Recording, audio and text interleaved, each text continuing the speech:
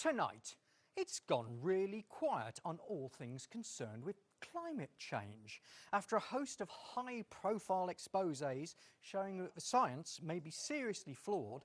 Every bout of hot weather is met with an underlying subtext of "I told you so" by the mainstream, while when it goes cold and wet, we hear nothing. The debate almost seems to have been taken away from the majority of the population, left with groups and organisations whose agenda seems confused at best. But still, they press on with carbon tax plans, and the likes of Prince Charles is saying that there should be no distraction from implementing draconian measures that will set society back decades. They wouldn't do that, would they? Let's find out as we go on the edge.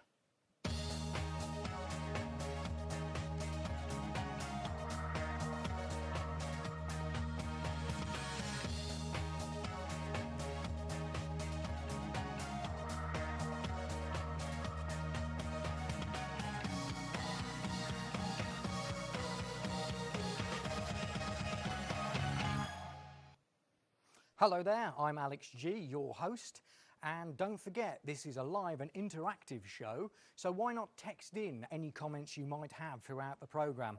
That text number is 86686, that's 86686, type the word EDGE, E-D-G-E, followed by a space, and then your message. Now, our text jockey tonight is Melissa. Melissa, welcome back. The red top is getting redder, it's got to be said. And interesting jewellery there as well. Oh, thank you. So Melissa will be giving us the cream of the comments that you send in to us. Now, my guest tonight is Peter Taylor, who has extensive experience of research and policy analysis across a wide range of environmental issues, having advised governments, the European Commission and UN organisations. He has made a significant contribution to international treaties on ocean protection and the development of what is called the precautionary principle. His book on climate change is called Chill, a reassessment of global warming theory. Peter, welcome to the programme. Thank you. So we have an interesting title, Chill. So I'm assuming from that this is not global warming that you're looking at. I warned in the book that although carbon dioxide is a greenhouse gas and it has a certain warming potential, in my analysis that potential is very small. Right. In relation to the natural fluctuations.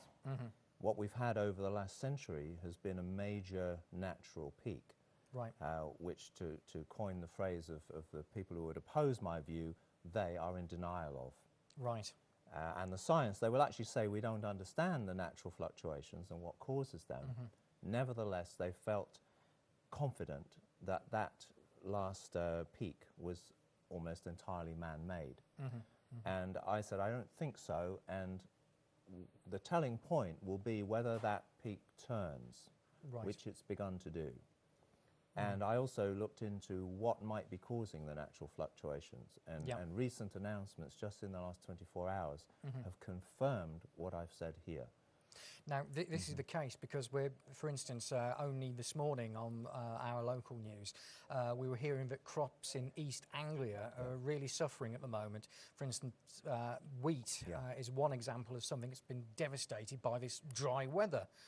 So they avoided saying it was climate change, but surely that was the implication. Well, it's a very difficult one for them because it is climate change, but it isn't climate change as they know it. Right. And actually, it's climate change as I know it. And I could predict where the cooling would begin. Right. The northern plains of North America, parts of Argentina. Some places don't go cold, but they go dry. Right. China, Australia particularly, suffer from droughts. And then the mechanism is it's a complex thing called the jet stream. Right. And the jet stream moves. So when we had fires in central Russia, massive flooding in Pakistan, of course, the uneducated Friends of the Earth, Greenpeace, and I'm sorry to say they are uneducated on this issue. Right. I used to advise them, and we were very close. Yep. But on this issue, they really don't understand what's happening. Now, our scientists, Met Office and so forth, knew, Right. because of the nature of those events, that it was linked to the jet stream. And so if they say it's the jet stream, which in fact behind the scenes they did, then people have to then say, why is the jet stream changing? Right. But those major events are due to jet stream changes. The jet stream moves according to the magnetic status of the sun. It's an Earth-Sun relationship. Right. And the magnetic field has dropped to such a level. I mean, we knew this 2 years ago. Now they're just catching up at NASA and saying, okay, we're into unknown territory. And the magnetic field being low has two major implications. Right. The last time it happened, the northern hemisphere in particular went very cold. In precisely those areas that we are now experiencing. We've had 3 severe winters, which were not predicted by the standard model. Likewise in North America. China and Siberia have all suffered. So that's the first part. Parts of the planet start to cool down. Right. Globally, the average can stay quite high, Right. but in those areas, they get hit first. And what I said is, it's not energy that's going to be the problem, it's going to be food. Because the world's food surplus is generated in those areas, and it feeds 67 countries in food deficit. Goodness. What will happen then is, as the food supply shrinks, the price goes up. Right. Just at the same time, you've got global speculation, which is perfectly allowable as in wheat as a commodity. Plus, you've got biofuels. Right. We've got a plant coming on stream which will put ethanol in the petrol tanks, but it will take 1 million tons of our wheat, which normally would go onto the export market. Which will drive up the price, It drives up the price Yep. because of all the way in which renewable energy is subsidized. They can afford to pay premium prices. Right. So for people who cannot buy the food, what are they going to do? And what I was warning is this happened in the mid-19th century in Ireland. There was plenty of food in Ireland. 1 million people starved. The food they couldn't buy was exported by the English landlords. And they couldn't change, our parliament couldn't change the law fast enough to stop those people dying. Goodness. And people forget that, but it should have been a big lesson. And that's why there's such animosity between Ireland and England. Those were English landlords exporting while 1 million people died. Now, you touched on there what sounded like sunspots. Yeah. So where are sunspots going, and how will that affect our future? The sunspots are really an indication of the magnetic status of the sun. Right. On an 11-year cycle, it kind of winds itself up to a peak and then down again to a trough. Right. And the magnetic field expands during the peak and drops during the trough. Okay. And you can measure the impact on the Earth's climate during that 11-year cycle. But there's always been an assumption that each cycle cancels out the effects. You know, it goes up, but it comes down and so forth. But in the last 100 years, instead of doing that, it's done this. It's been steadily climbing. Then, over the last 4 years, it's dropped down to where it normally goes every 11 years, but it's stayed there for 3 or 4 years. Right. And so everyone's going, oh, the cycle's delayed. Now, to those who've studied it, knowing that there is this correlation between the sun's magnetic field and climate, the little ice age occurred during a low magnetic phase of the sun. There were no sunspots. And this was the Victorian era, No, where a little bit earlier, Yep. 1650 to 1700. Right. And the Thames froze pretty much every winter. And people will have seen the pictures of You've the seen ice the fairs pictures, on the right. Thames and But things like that. China went into massive famine. There was famine and disease in Europe. So that particular period coincided with this magnetic status. Now, because the mechanisms were not known, the UN committee didn't explore that area. Right. And in fact, the scientists who have been doing that really only started around 1999, 2000. The UN had already sanctioned a whole group of climate models without this magnetic mechanism in them that said, oh, everything that's happening must be due to carbon dioxide because nothing else has happened. When in 2000, I believed the whole story. I had no reason not to. Yep. I've spent my whole life trying to integrate renewable energy into landscape, biodiversity, community. Yep. I've been lifelong anti-nuclear, green as they come. All my ocean work, mostly behind the scenes, was done in collaboration with Greenpeace, Friends of the Earth. So I was concerned because of the incredible destruction that is wrought on community, rural life, wildlife, and biodiversity from a renewable energy strategy. Well, we've always warned about this and said, look, it's not a free lunch. You know, it's going to have impacts and you need to study them. Yeah. So between 2000 and 2003, I was an advisor to our government on how to integrate renewable energy. And I just looked at it and I thought, it can't be done. You can't power what we've got, all the cities, all the industries, all the high demand consumer lifestyle. If you try to power that from the countryside, which is what renewable energy is about, very diffuse sources, you're going to destroy the quality of life that makes us human. And so it's like, no, I need to know how much time we've got, because everybody was saying to me, look, Bangladesh, the sea level rise, we've got to sacrifice beauty, community, wildlife, doesn't matter, because the survival of human race is at stake. And so I thought, well, actually, 10 years ago, I had a look at the climate models, and I wasn't that impressed. And so I think I'll check out just how much time, you know, what does the science really say? Because we all thought, in, say, 1995, you looked at the models and you thought, oh, we could be in for a problem in 2050 or 2100. We're in a problem now with climate change. And I thought, this is happening too quickly. So I want to have a really good look at the science. And I'm a scholar, and I'm an seasoned analyst on when science is being used and manipulated to underpin a particular policy. Oh, it's perfectly safe to discharge this toxic material. We've got models that predict where it will go. And I've got published papers in that area where we built the models, we tested it, we analysed it, we critiqued it, and we took it to the floor of the UN and we won. So that skill I brought to bear. It took me 3 years, self-financed, to write this. I didn't actually publish it straight away. I put it out as a PDF, as a downloadable file on my website, and alerted as many of the Greens as I could. And I said, look, guys, you're not going to like this, but this climate story isn't what it seems. And okay, it looks like suddenly I'm talking on the side of, you know, George Bush and that group, but sadly, the right-wing free marketeers, however much this hurts, are right. And that comes to a shock to the Green movement, to hear someone like you saying They that. didn't want to know. I was completely blanked.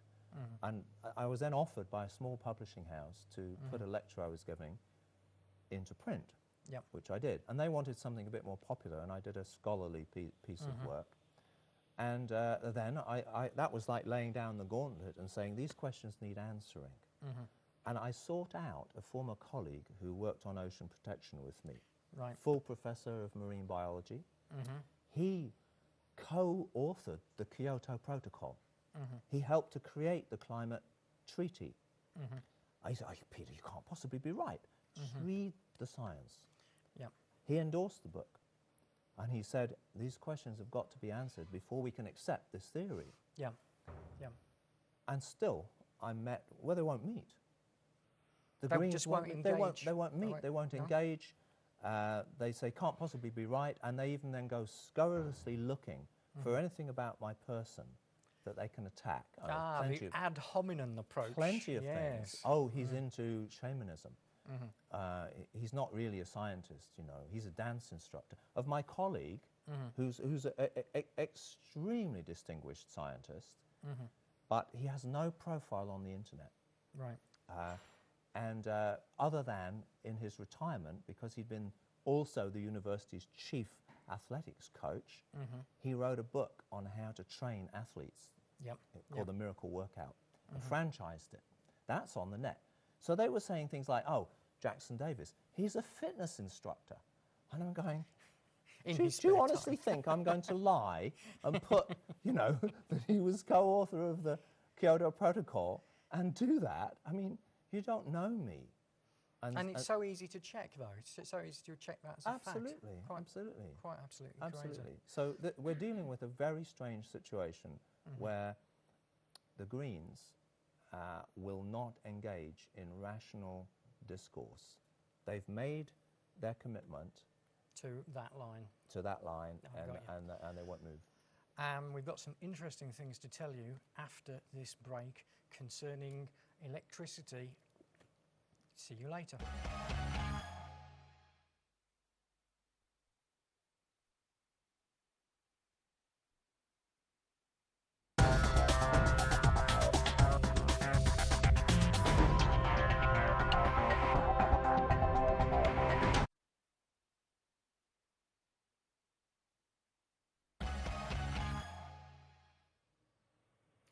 Welcome back to On the Edge. I'm Alex G, and you've been texting, and we're going to get the comments now from Melissa. Melissa, what's been on the jungle drums? Oh, it's starting to pick up now.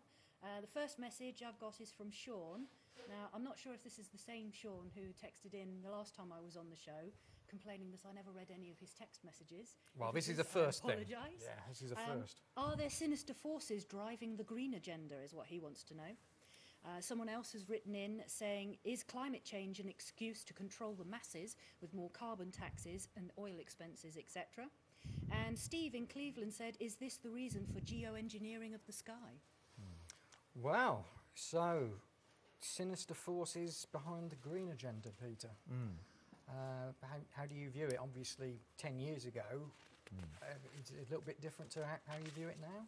I do think there are sinister forces at work.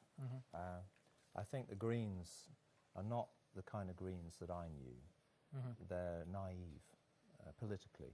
The modern Green, I don't know how or why, but they are very easily misled and led, and they're fed a particular agenda, and they don't care because they're target orientated. For them, a major success is somebody signing a piece of paper, a target, and it means actually not very much.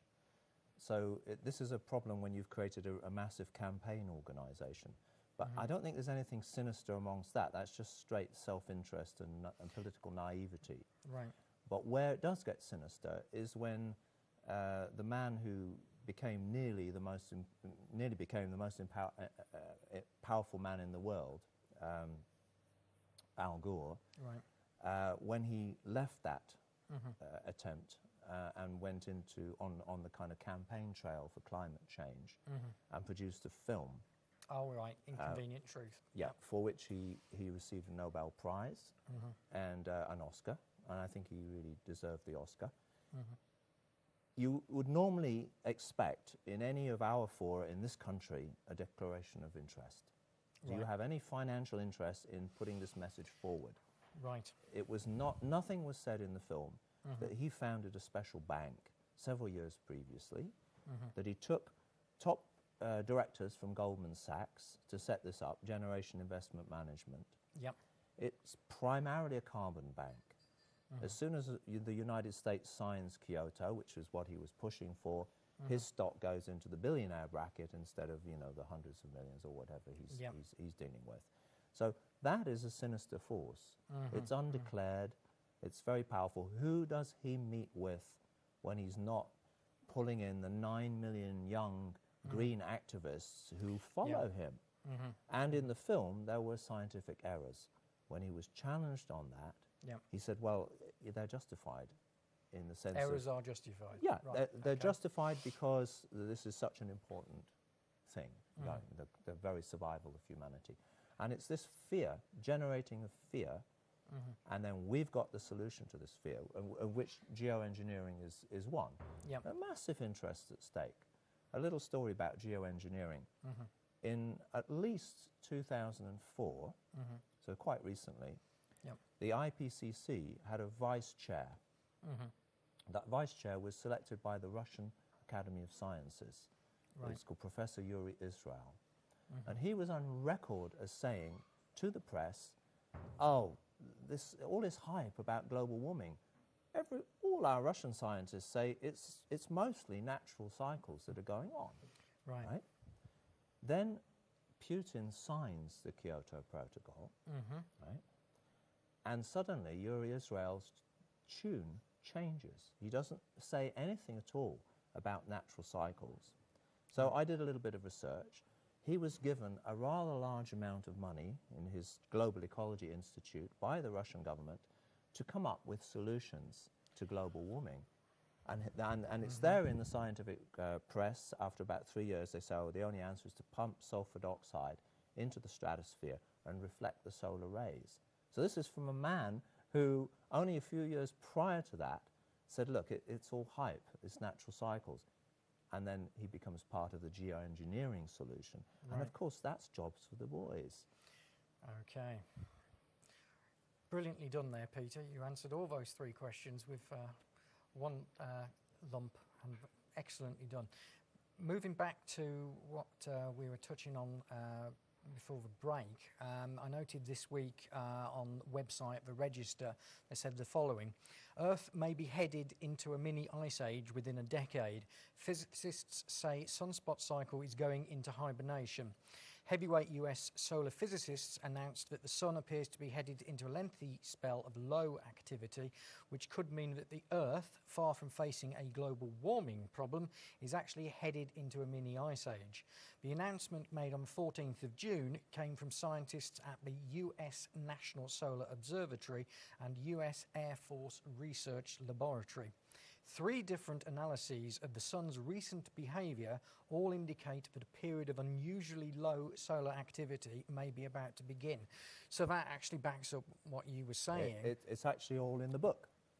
That I was saying, if it follows a certain pattern, then the sunspots will start to die away. Yep. Now, they started to really die away about 2008, Yep. and I thought, okay, that's the pattern. Yep. But it's taken NASA about 2 or 3 years to catch up. Yep. And now they're saying, well, the sun's still not doing what we expected it to do. By now, they would have expected it to be flaring away as it did, say, 11 years ago. And it's actually tracking a much lower route, and actually that looks as if it's going into shutdown on a magnetic level. Right. That last happened as we went in, and we then went into the little ice age. That's what I warned about. Yep. The issue is food, not energy. Yep. Climate change is driven by the magnetic fields of the sun. Yep. When the opposition to that says, oh, it can't be the sun, they're only relating to sunlight. They Yep. will not talk about the magnetic fields. Which Now is they have to. Yep. Yep. So we're now entering the possibility of a similar period of time with a low magnetic field, and then the planet will, for sure, cool down. And this will actually have an effect on our whole power system, electric supplies and everything else. It's connected. The low magnetic field, normally the magnetic field Yep. protects us from solar flares. Yep. Now, solar flares are not just a bright, shiny light. Shortly after a flare, which is pretty instant, Yep. you get a magnetic pulse.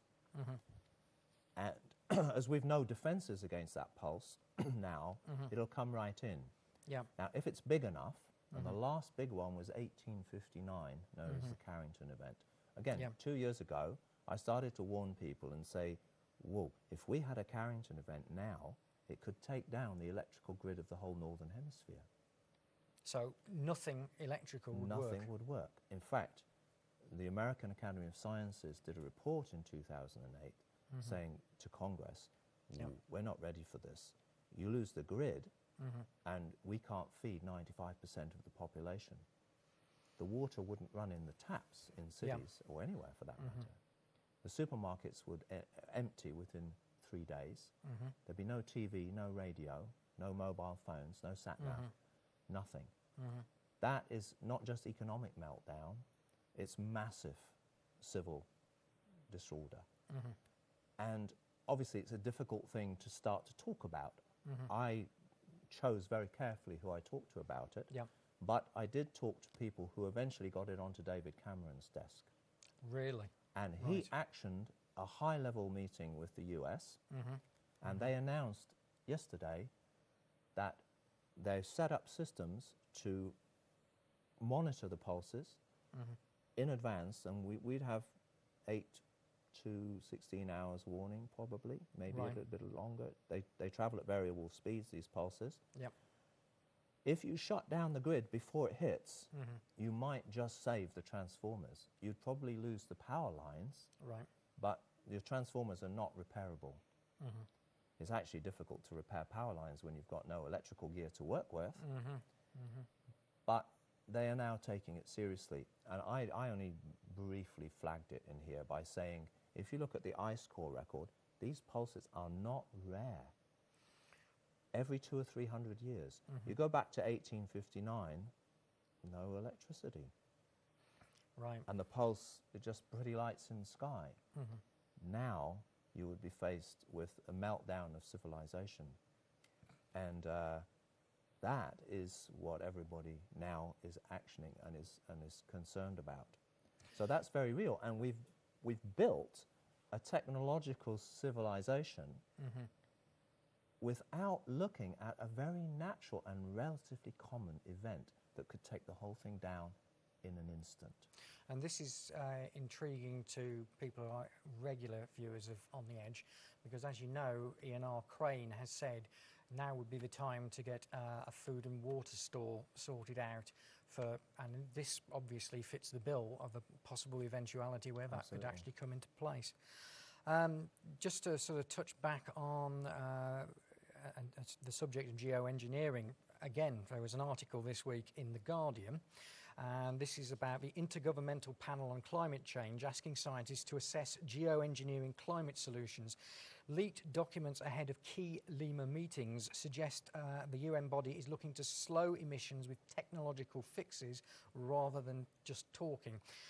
The papers show that around 60 scientists will propose or try to assess a range of radical measures, now get these, including blasting sulfate aerosols into the stratosphere to reflect sunlight into space, depositing massive quantities of iron filings into the oceans, bioengineering crops to a lighter colour to reflect sunlight, and suppressing cirrus clouds.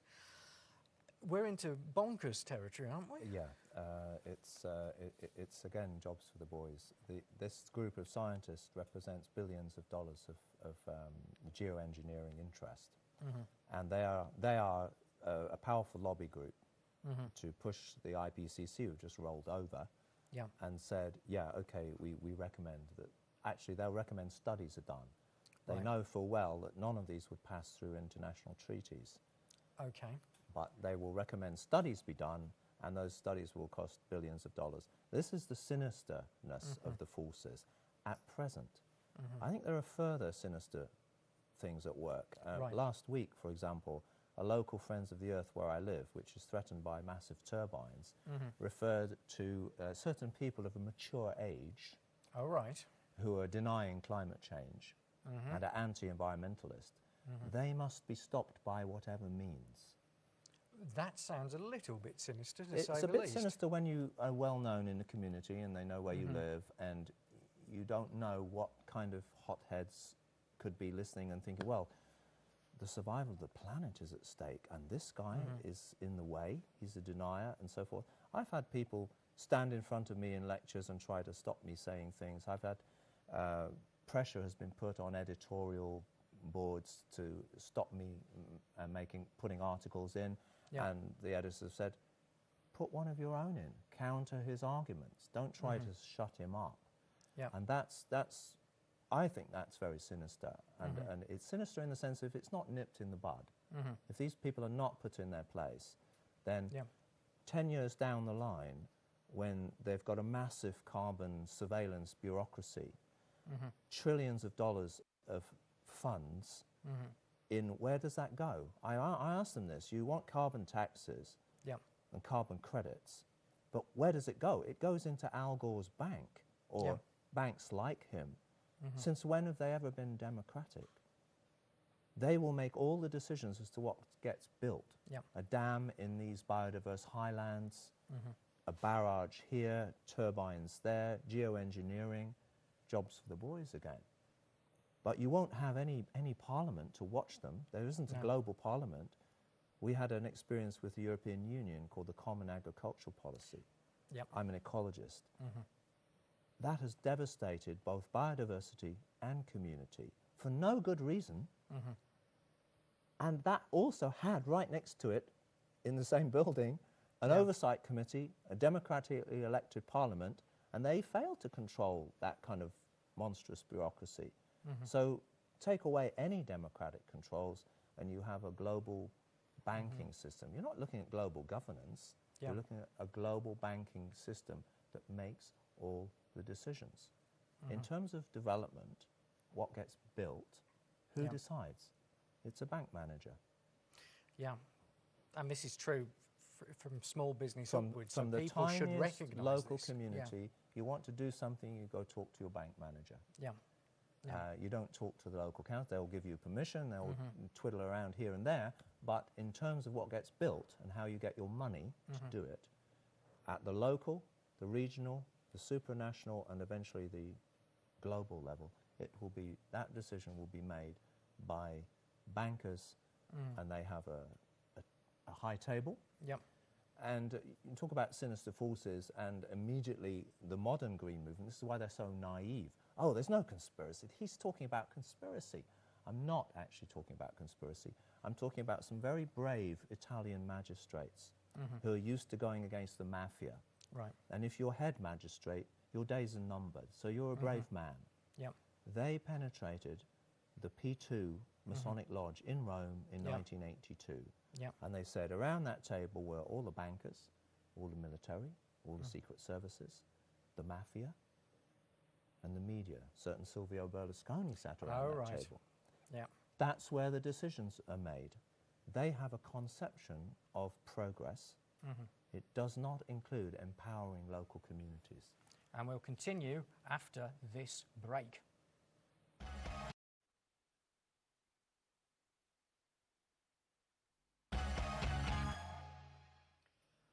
Welcome back to On the Edge. Let's not mess around. You've been texting madly once more. Melissa, tell us more. Chris has texted in saying, what can the public do? And John has texted in saying, how long will the cooling period last? And Annie says, will we be able to repair the electricity grid, and how long would we possibly be without electricity? Right, okay. Well, I suppose chronologically, looking at the cooling period and how long that is likely to last. So, again, it's all a question of the book by Peter, Chill, which describes this quite nicely, but from a Reader's Digest point of view, what are we actually looking at? You're looking at a choice. And that there was one scientist who predicted the magnetic cycles. Nobody quite understood his methods, but he said this particular cycle would be low when NASA was saying, rubbish, it's going to be high. Well, it is low. And he said, if it's low, then there's a 85% chance of going into a prolonged shutdown. Right. And that means 50, 100 years. Okay. A shorter shutdown would be 10 or 20 years. And we won't really know that until possibly the end of the next cycle. Right. So we have to build in the contingency for either of those options. And we don't really know, is it going to be a slow slide? Is it going to be like that, going down? So you could have a false high. We just had a 2010 spike. So last year was one of the warmest on record, not quite the warmest. And that's kind of thought, oh, well, yeah, global warming. But actually that spike, if it was global warming, should have been higher than the previous one. It's called an El Nino, it's an ocean cycle. And it wasn't, it was slightly lower. Now that tells me, oh, okay, so if we don't get any more El Ninos, then we could go down quite quickly. But the El Nino warms the planet up, so it would be a bit like going down like that. And it's very difficult to know. So again, the most important thing is actually, I think this year, harvests are going to be about 20% down. Right. And so we have to act now and sort out the world food distribution system, or it's going to be very, very unpleasant. And in terms of electric grid, if that Yeah. goes down, how long are we talking about to repair it? If it's the worst pulse possible, Yeah. then it could freeze all transport systems. Right. So not only have you got no electricity, you've got no transport, and you've got no communications. Right. Now, the Americans, in their report to Congress, said 3 to 4 years to get the grid back up. That's optimistic. Right. So actually, all of that is irrelevant because you've got 3 days before the food is off the supermarket shelves and your transport system. So what the public can do right now Yep. is get on to your local council and say, what contingency plans are you making? What you don't want to do is leave it to the authorities. Right. They won't tell you anything. Meanwhile, they'll prepare for a lockdown. Okay. Nobody moves, we've got rationing, the whole deal. Actually, you could have regional food and water stores. You could make sure that you had a fleet of electromagnetic pulse resistant vehicles so that you could move things around, and you tell people, and you practice bringing the grid down with full knowledge, just as you practice nuclear emergency drills around a power station. Yeah. You also need to think about your power stations. The Germans have just decided we're getting out of nuclear. Actually, if you lose the grid and transport, your nuclear stations will only last as long as your diesel supply. Right. Maybe a week, maybe a month, and you're into Fukushima territory. How many have we got? 20 reactors? You would not want to be downwind of that lot. Goodness me. Right. So we have created something, this wonderful technological civilization, which actually is very stupid. Yep. It's not, this is my actual latest work on resilience, on what does a resilient system look like. Yep. That's what we need to be doing. And for ordinary members of the public, get active, but also prepare. Look at what your life would be like if there was no water in the taps, no electricity, no food in the supermarkets. And look at what you can do to build resilient systems. The irony of this situation is that there's one group in Britain, in fact worldwide now, called Transition Towns, that because of their fear of climate change and the oil running out, they're trying to build resilient systems. They're trying to educate local councils and town councils. They won't talk to me. Their head said he wouldn't be seen dead in the same room as me. He doesn't know me personally, but I am a denier. So these are, again, the sinister forces that are operating. I don't think he's a sinister person, but he's caught in his position. And what we really need now is a dialogue. Yeah. The truth can only exist in dialogue. It isn't an objective thing. It's where openness and dialogue and heart-centered communication exist. That's where truth exists. And when people shut down, as they're doing, truth goes out the window. And I think the biggest problem we have is there is still this ingrained fascination, obsession with climate change. Yeah. For instance, article from today's Herald Sun in Australia. Prince Charles attacks climate deniers, tells Aussie business leaders to act on climate change. And here's a quote from Prince Charles. "All the evidence shows that we are living in an increasingly unstable world," he told industry figures gathered in Canberra, "and yet we continue to test it to destruction and to allow the deniers of human-induced climate change to prevent vital action being taken." Right words, wrong topic. Well, you know, I have a sneaking liking for Prince Charles. You know, he talks to plants. I work a lot with shamanic perspectives, indigenous peoples. They talk to plants all the time. And he's in his heart. He's very he's an environmentalist. Yeah. He's just got the wrong advisors. Right. And it's a shame because you can't get close to him and have a rational discussion. The advisors will keep you out. He's fed a party line. That's not good for our future king, really. Now, before the break, we were talking about the situation in Italy in 1982. We have these magistrates who were revealing all about these sinister secret meetings. Now, what did they do next? What was it that the magistrates did in 82? Well, what they uncovered was a collusion Yep. between all of the forces of the media, Yep. the police, the military, the banking complex, and, Right. and in Italy the mafia. But they have Yep. a substantial role wherever you are these days. Yep. Wherever any criminal activity, especially the drug industry, billions of dollars, they get a seat at the table. Right.